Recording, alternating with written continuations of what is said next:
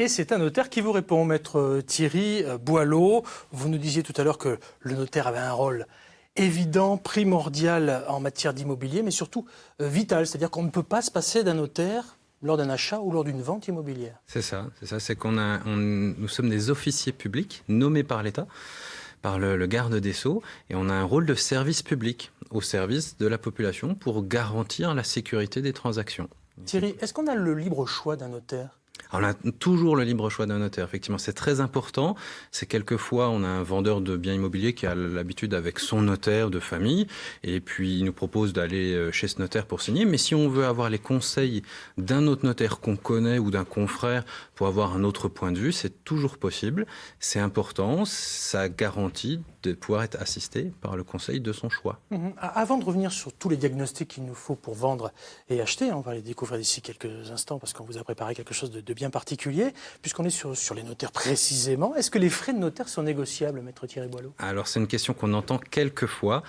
Alors, avant de dire s'ils sont négociables, je vais revenir sur ce que sont les frais de notaire, effectivement. Mais je reviendrai sur ma première question. Moi, après, d'accord, on y reviendra. On y reviendra. Les frais de notaire, ce qu'on appelle effectivement frais de notaire, ce qu'on paye chez le notaire quand on achète sa maison, il faut savoir que ça comprend tout ce qui est impôts et taxes, le coût des demandes de pièces pour constituer le dossier et la rémunération du notaire. Alors, la rémunération de l'étude notariale qui s'appelle les émoluments. Alors, à titre d'exemple, sur une maison qu'on achèterait 100 000 euros par exemple, il faut savoir que les frais de notaire seront d'environ 8 000 euros. Il y a 6 000 euros qui partent en impôts, taxes, TVA, 1 000 euros en coût de demande de pièces et 1 000 euros en rémunération de l'office notarial. Ma première question était, est-ce que les frais de notaire sont négociables ? Et ils ne sont effectivement pas négociables. Très bien, voilà, ça c'est clair. Allez, on va tout de suite rentrer dans le vif du sujet avec les diagnostics et peut-être un petit récapitulatif en images des diagnostics nécessaires à la vente ou à l'achat d'un bien immobilier. Regardez. Votre appartement nous plaît beaucoup. Vous auriez le DPE ? Le DP quoi ? La vente d'un bien immobilier exige que le vendeur fasse faire jusqu'à 9 diagnostics techniques afin d'informer l'acheteur de l'état du logement, de ses installations et de ses performances. Et là, notre vendeuse est en tort. Qui, moi ? Le fameux DPE, le diagnostic de performance énergétique, qui en gros vous indique votre facture de chauffage, doit être fait dès la rédaction de l'annonce. Pour les autres diagnostics, le vendeur n'est dans l'obligation de les fournir que le jour de la signature de l'acte de vente. Sinon, l'acheteur peut annuler la vente. En réalité, il est hautement recommandé de faire tous les diagnostics au plus tôt. L'acquéreur sera informé et rassuré. Attention, ces diagnostics n'ont pas la même durée de validité. Par exemple, pour les termites, c'est 6 mois. Pour le plomb, c'est illimité s'il est négatif. Et pour le DPE, c'est 10 ans. Si vous êtes vendeur, sachez que les prix sont libres et dépendent de la taille et de l'âge de votre logement. Selon les cas, cela vous coûtera de 150 à 500 euros. Notez aussi qu'en cas de contestation de ces diagnostics par l'acquéreur, le vendeur n'est pas protégé contre la clause de vice caché. Tout dépendra de sa bonne foi. Quoi qu'il en soit, pour une transaction immobilière réussie, les diagnostics, c'est vital. Un petit peu comme le notaire dont je parlais tout à l'heure, ces diagnostics sont absolument nécessaires pour finaliser la vente sous peine d'annulation, maître Thierry Boileau ? Oui, c'est vrai. Alors, quelquefois, ça peut un petit peu embêter le vendeur ou le dérouter parce qu'il a tout un tas de documents à fournir. Mais c'est très rassurant pour l'acquéreur et pour la transaction et donc, au final, pour le vendeur aussi. Les documents qu'on a vus sont les seuls documents indispensables pour une vente ou pour un achat ? Alors, il y a d'autres documents, non, et ça dépend de ce qu'on achète ou de ce qu'on vend, du type de bien, maison ou appartement. Il y a notamment ce qu'on contrôle de plus en plus aujourd'hui, c'est le contrôle de l'installation d'assainissement sur toutes les maisons. C'est pour vérifier si votre maison est raccordée au tout à l'égout ou pas, et si elle est correctement raccordée. Je vous propose d'écouter une question. Vous avez la parole au 0805 385 385. Bonjour, quelle est votre question ? Bonjour à tous, donc je m'appelle Julie, j'ai 37 ans. Moi, je me pose une question sur les diagnostics immobiliers. Savoir s'il y a des organismes agréés pour les faire et s'ils sont toujours fiables et s'il y a des contrôles.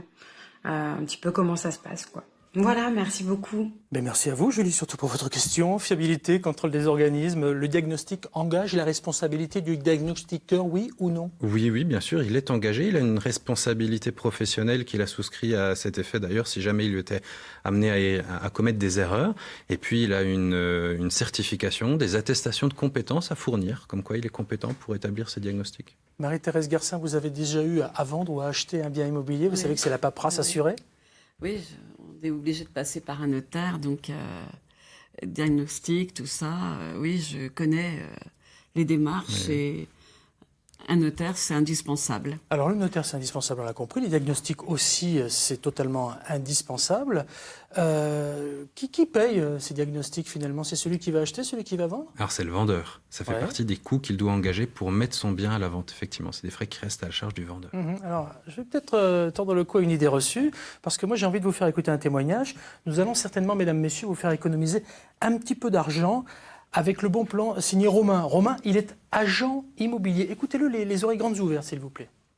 Concernant le diagnostic technique, il doit être fait et fourni par le vendeur auprès d'une société habilitée. Peu de gens le savent, mais il est possible de se le faire rembourser par l'agence immobilière qui s'occupe de la transaction de votre bien. Pour cela, il suffit de le faire indiquer en clause particulière sur le mandat de vente. À bientôt.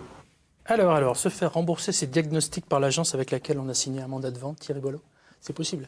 Alors, je dirais que c'est possible, mais c'est un geste commercial de la part de l'agence. Donc ça, c'est vraiment au cas par cas. Ça dépendra de l'agence et de la négociation sur le coût de la transaction vis-à-vis de l'agence. Oui, puis il faut le faire inscrire. Alors, c'est sur quoi? C'est sur le contrat de vente, finalement, chez le notaire? Ou c'est sur le contrat qu'on va signer avec l'agence immobilière, en l'occurrence? C'est sur le contrat signé avec l'agence, parce que c'est un accord entre le vendeur et l'agence sur la rémunération de l'agence. Et donc, pour parler très clair aussi, parce que moi j'aime bien votre franc-parler, c'est agréable d'avoir un notaire qui y va franco, donc on y va, maître Thierry Boileau. Je viens d'acheter un bien, clairement, on va dire qu'il y a des travaux.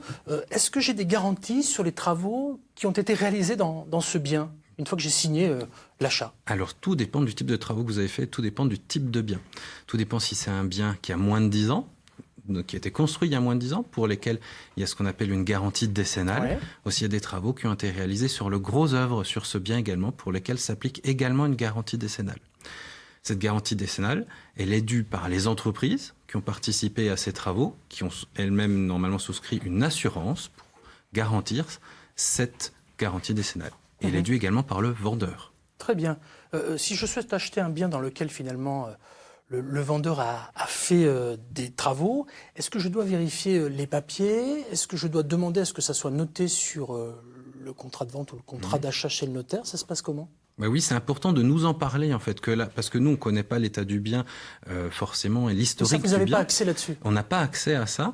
Par contre, quand on se renseigne auprès du vendeur et de l'acquéreur pour la rédaction, ne serait-ce que du compromis dans un premier temps, il faut nous en parler pour qu'on sache ce qui a été fait sur le bien. Alors nous, on va poser des questions spontanément, mais c'est très bien si les clients nous en parlent spontanément, et on va faire une petite enquête pour savoir si le vendeur a réalisé des travaux et si ces travaux étaient soumis à autorisation ou pas. Et s'il a bien eu les autorisations, les bonnes autorisations, et qu'il n'a pas outrepassé ses droits non plus dans le cadre des travaux qu'il a pu faire. Maître Thierry Boileau, vous êtes notaire dans la région, donc en Bourgogne-Franche-Comté. On entend beaucoup dire là, à l'occasion de ces semaines de l'immobilier là, qui commencent actuellement sur la France entière, que la pierre est une valeur refuge et que chez nous en région, ça monte. On en est où? Alors, ça monte tout doucement et régulièrement. C'est vrai qu'on reste une région très attractive par rapport aux régions environnantes. Par contre, la pierre reste une valeur refuge. Les crédits immobiliers, les taux des crédits immobiliers actuels incitent les acquéreurs à s'engager dans un achat également. Bon, il y a une multitude de micro-marchés, on ne va pas se le cacher quand Bien même. sûr, bien sûr. Et il est évident que si on est à la frontière suisse, par exemple, pour ceux qui nous regardent, c'est un petit peu différent. Si on est sur l'axe Dijon-Bonne, si on est vers Bien les sûr. Vignes, voilà, ça sera différent de certains endroits de la Saône-et-Loire ou même dans la Haute-Saône, etc. Oui, bien sûr, tout à fait. Il y a des secteurs qui, par leur activité ou leur proximité frontalière, se démarquent des autres secteurs de la région. En tout cas, on l'a compris, le notaire nous accompagne alors tout au long de la vie. C'est pour l'achat, c'est pour la vente d'un bien immobilier, mais c'est aussi pour l'héritage, le divorce, le mariage. On retrouve toutes les infos auprès de la Maison des Notaires. C'est avenue Marbotte à Dijon pour la Bourgogne-Franche-Comté. On ne le sait pas forcément, mais c'est en quelque sorte le gendarme des notaires. Oui, tout à fait, c'est ça. C'est-à-dire que nous, notre activité est contrôlée. On a également une chambre des notaires régionale qui peut être amenée à nous demander des comptes sur l'exercice de nos Voilà, professions. parce que parfois on entend dire ceci et cela sur certains de vos confrères ou consoeurs, ce qui peut arriver comme dans tous les métiers. On peut effectivement se retourner, avenue Marbotte à Dijon, au Conseil régional des notaires, comme il existe l'ordre des médecins pour les médecins, comme il existe l'ordre des vétérinaires pour les Exactement. vétérinaires, etc., etc. Merci pour toutes ces précisions Thierry Boileau.